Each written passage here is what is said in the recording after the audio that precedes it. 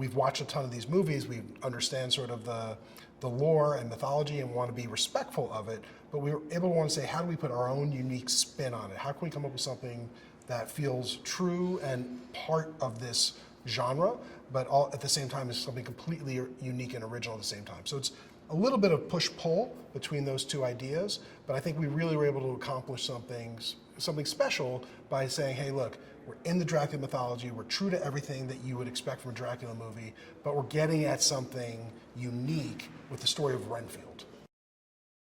When he entered the room and sort of makes his entrance, we had the lightning flash, right? We had that going, and he came in the door. Everyone's like, "Oh, it's a different movie now."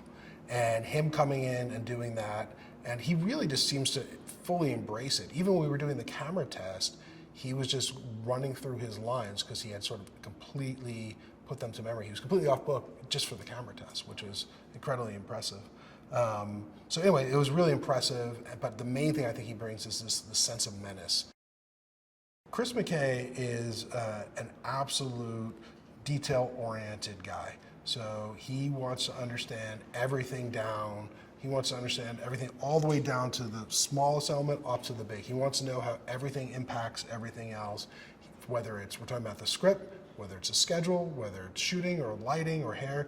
He really does contain the entire vision for the film inside his head, and it's really been a unique and interesting experience to see that manifest itself on screen.